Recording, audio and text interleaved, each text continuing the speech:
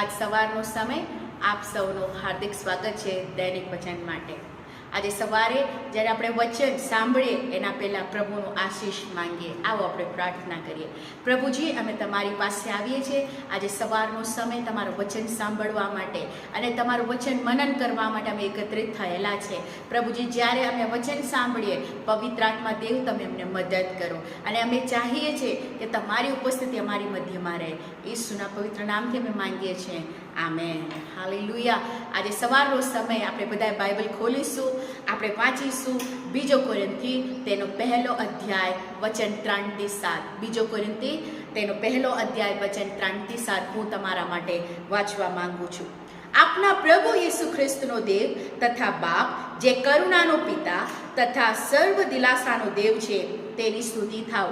તે અમારી સર્વ વિપત્તિમાં અમને દિલાસો આપે છે, જેથી અમને પોતાને દેવ તરફથી જે દિલાસો મળે છે તે વડે જેઓ ગમે તેવી વિપત્તિમાં હોય તેઓને અમે દિલાસો આપવાને શક્તિમાન થઈએ।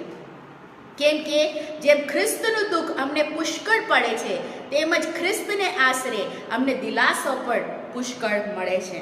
પણ જો અમને વિપત્તિ પડે છે તો તે તમારા દિલાસા તથા તારણને સારું, અથવા જો અમને દિલાસો મળે છે તો તે તમારા દિલાસાને સારું છે, કે જેથી કરીને જે દુઃખો અમે પણ સહન કરીએ છીએ તે જ દુઃખો ધીરજથી સહન કરવાની શક્તિ તમારામાં ઉત્પન્ન થાય।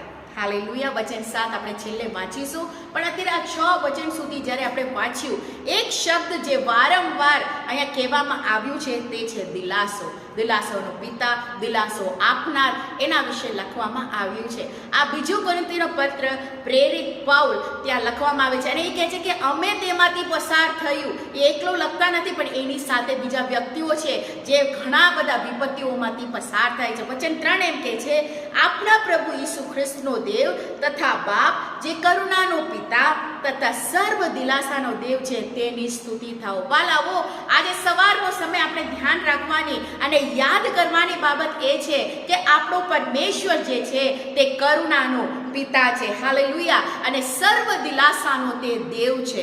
વાલાઓ, આપણા ઘરમાં સંકટો છે, જીવનમાં દુઃખો છે, વિપત્તિ છે, તો પણ એ વિપત્તિમાં જો તમે ને હું શાંતિ અનુભવીએ છીએ, એ બીમારીમાં શાંતિ અનુભવીએ છીએ, કેમ કે એનો દિલાસો અને પરમેશ્વર જે કરુણા કરે છે એના લીધે છે, હાલેલુયા। આપણે દુનિયા કરતાં અલગ એ જ ભાગમાં આપણે જોઈ શકીએ છીએ। અને અહીંયા જે દિલાસાની બાબત કરી રહ્યા છે એ દુનિયા આપે એવી દિલાસાની બાબતો વિશે અહીંયા લખવામાં આવી નથી। વચન 4 એમ કહે છે, તે અમારી સર્વ વિપત્તિમાં અમને દિલાસો આપે છે। અહીંયા ક્યાં લખ્યું નથી તમને ફલાણા તકલીફ થાય કે આ પ્રત્યેક તકલીફ થાય ત્યાં હું તમારી સાથે હોઈશ, કે હું તમને મદદ કરીશ, કે દિલાસો આપીશ, એમ નથી। સર્વ વિપત્તિમાં અમને દિલાસો આપે છે। વાલાઓ, આ એપ્રિલ મહિનો ચાલી રહ્યો છે, વિચાર કરો 1 વર્ષ પહેલા જ્યારે એપ્રિલ મહિના હતી તો આપણા સગા વાલાઓમાં, કુટુંબમાં, ચર્ચમાં, મંડળીમાં, આપણા પાડોશમાં ઘણા બધા લોકોનું મૃત્યુ થયું। કોરોનાનો બીજો વેવમાં આપણે ઘણા બધા બીકથી, ઘણા બધા સંકટોથી, અશાંતિ ભર્યા વાતાવરણમાંથી ગયું, ઘણા બધા મૃત્યુનો આપણે સામનો કરવો પડ્યો, પણ એ સમયમાં પણ દિલાસો આપનાર, શાંતિ આપનાર, એ વિપત્તિમાંથી પસાર કરવા માટે જે દિલાસો આપનાર આપણો પરમેશ્વર મહાન છે, હાલેલુયા। આજે 1 વર્ષ દરમિયાન એ દુઃખો ભૂલાવડાવવા માટે, એ તકલીફો ભૂલાવડાવવા માટે, એ બીકો ભૂલાવડાવવા માટે આપણો પરમેશ્વર સર્વશક્તિમાન છે। એનો દિલાસો આપણા માટે સર્વશક્તિમાન પણ છે। એટલા માટે કહે છે કે તે સર્વ વિપત્તિઓમાંથી, સર્વ વિપત્તિમાં અમને દિલાસો આપનાર છે, હાલેલુયા। હું તમને આગ્રહથી પૂછવા માંગુ છું, શું હું અને તમે કહી શકીએ પ્રભુ વિશે, મારા પરમેશ્વર મને સર્વ વિપત્તિમાં દિલાસો આપનાર દેવ છે, હાલેલુયા? કે આપણું પ્રશ્ન વિપત્તિમાં એ ના હોવું જોઈએ, પ્રભુ કેમ મારી સાથે એવું થાય છે, હું પ્રશ્નમાંથી પસાર થાઉં છું, વિપત્તિમાંથી પસાર થાઉં છું, બીમારીમાંથી પસાર થાઉં છું, તો પણ તમે મારી સાથે છો, કેમ કે મને દિલાસો આપનાર દેવ મારી સાથે છે, હાલેલુયા। વચન 4 નો આગળનો ભાગ એમ લખ્યું છે, જેથી અમને પોતાને દેવ તરફથી જે દિલાસો મળે છે, તે વડે જેવો ગમે તેવી વિપત્તિમાં હોય તેઓને અમે દિલાસો આપવાને શક્તિમાન થઈએ. હાલેલુયા. અહીંયા પ્રેરિત પૌલ કહે છે કે અમે આ વિપત્તિમાંથી પસાર થયા અને કોણે દિલાસો આપ્યું? દેવે દિલાસો આપ્યો. માટે અમે શું કરી શકીએ છીએ? અમે બીજાઓને દિલાસો આપી શકીએ છીએ. હાલેલુયા.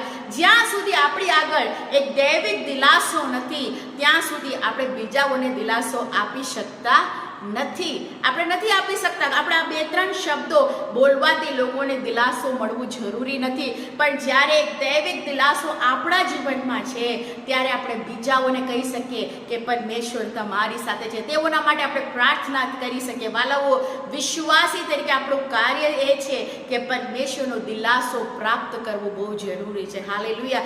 એ ખાલી આપણું શું કહેવાય, કોઈ પણ લોસ નથી, કોઈ પણ એમ કહેવાય કે નષ્ટ પરિહાર તરીકે નથી, કોઈ માણસના મૃત્યુમાં નથી આપણે એ ગણવાનું છે, પણ એ ગણવાનું છે જીવનના દરેક વિપત્તિમાં. એ કદાચ એક નોકરી વયું ગઈ હોય, એ કઈ બીમારીના અવસ્થા હોય, બીજી કોઈ પણ ગમે તેવી દુઃખદાયક પ્રસંગ કેમ ના હોય, એ સમયમાં ખ્રિસ્તમાંથી દિલાસો પ્રાપ્ત કરવું બહુ જરૂરી છે. હાલેલુયા. વચન 5 એમ કહે છે, કેમ કે જેમ ખ્રિસ્તના દુઃખ અમને પુષ્કળ પડે છે તેમજ ખ્રિસ્તને આશરે અમને દિલાસો પણ પુષ્કળ મળે છે. વાલાઓ, તમને અને મને ખબર છે પ્રેરિત પૌલ જે છે એમના જીવનમાં એમને ઘણું બધું દુઃખ જોયું છે.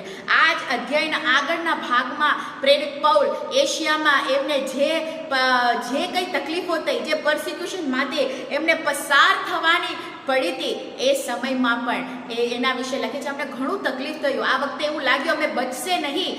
એવી રીતે પ્રેરિત પૌલ આગળના વચનોમાં લખે છે વાલાઓ કે એ પસાર થયા પર ત્યારે પણ એ કહે છે કે દિલાસા વિશે લખે છે. કેમ? ખ્રિસ્તના દુઃખ અમને પુષ્કળ પડ્યું છે તેમજ ખ્રિસ્તને આશરે અમને દિલાસો પણ પુષ્કળ મળે છે. હાલેલુયા. પ્રેરિત પૌલ એ જ કહે છે કે આ દુઃખમાંથી થાય છે, જેટલું દુઃખ છે એટલું જ અમને દિલાસો પણ પરમેશ્વર પ્રભુ આપે છે. હાલેલુયા. ઘણીવાર આપણી દુઃખના સમયમાં ઘણીવાર એમ વિચારે છે કે પ્રભુ ક્યાં છે, પ્રભુ ક્યાં જતા રહ્યા, કેમ પ્રભુ મને જોતા નથી. આજે સવારનો સમય તમારો પ્રશ્ન પણ આ હોઈ શકે. આજે સવારનો સમય તમે પણ આ જ વિચારમાં હોવો છો, પણ હું તમને કહેવા માંગુ છું કે તમે ચિંતા ના કરશો. જેટલા દુઃખમાંથી તમે પસાર થાઓ છો, ખ્રિસ્તે પણ આપણા માટે એટલું જ દુઃખ પસાર થયું છે. આપણે ગયા અઠવાડિયે ઈસ્ટર મનાવ્યા, એના પહેલાના શુક્રવારે આપણે ગુડ ફ્રાઈડે મનાવ્યું. પરમેશ્વર પદસ્તંભ ઉપર તમારા ને મારા શાંતિના લીધે, તમારા ને મારા તારણના માટે તેઓ ખ્રિસ્તમાં તેઓ ઘણા બધા દુઃખ વેઠ્યા છે. વાલાઓ, એમણે દુઃખ સહન કર્યું હોય, આપણે તેના શિષ્યો તરીકે દુઃખ સહન કરવું જ પડે છે, પણ એની સાથે આપણને જે શું મળે છે? દિલાસો પણ પુષ્કળ મળે છે. હાલેલુયા. વચન 6 એમ કે છે, પણ જો અમને વિપત્તિ પડે છે તો તે તમારા દિલાસા તથા તારણને સારું છે, અથવા જો અમને દિલાસો મળે છે તો તે તમારા દિલાસાને સારું છે, કે જેથી કરીને જે દુઃખો અમે પણ સહીએ એ જ દુઃખો ધીરજથી તમારા ઉત્પન્ન થાય. પ્રભુના દાસો કે અમે જેમાંથી પસાર થઈ છે, કેમ? તમને ખબર છે, જેથી કરીને અમે તમારો ઉત્સાહ વધાવી શકીએ. જ્યારે તમે એ દુઃખમાંથી પસાર થાઓ, જ્યારે તમે એ પ્રશ્નોમાંથી પસાર થાઓ, એ વિપત્તિઓમાંથી તમે જ્યારે પસાર થાઓ, તમને અમે ઉત્સાહ પૂરું પાડી શકીએ. વાલાઓ, વિચાર કરીએ, જે વ્યક્તિ પોતાના મા બાપને ખોયા નથી અને એ વ્યક્તિ જેણે પોતાનું મા બાપને ખોયું હોય, એ વ્યક્તિ સામે બેસીને એમ દિલાસો આપે, ભાઈ કંઈ નહીં, સારું થઈ જશે. મા બાપ તો છે એને વયું જવાનું છે, કેમ કે એ દિલાસો વ્યર્થ કહેવાય. કેમ ખબર છે? કેમ કે એણે કોઈ દિવસ એ દુઃખમાંથી પસાર થયું નથી. વાલાઓ, જ્યારે આપણે એક દુઃખમાંથી પસાર થઈએ છીએ, એક બીમારીમાંથી પસાર થઈએ છીએ, વિપત્તિમાંથી પસાર થઈએ છીએ, તમે જાણો પ્રભુનું એક ખાસ ઉદ્દેશ્ય છે. એ વિપત્તિ દ્વારા તમે બીજાઓને તમે દિલાસો આપી શકો છો. હાલેલુયા. આપણા પરમેશ્વર એ વિપત્તિમાં પણ તમારી ને મારી સાથે છે.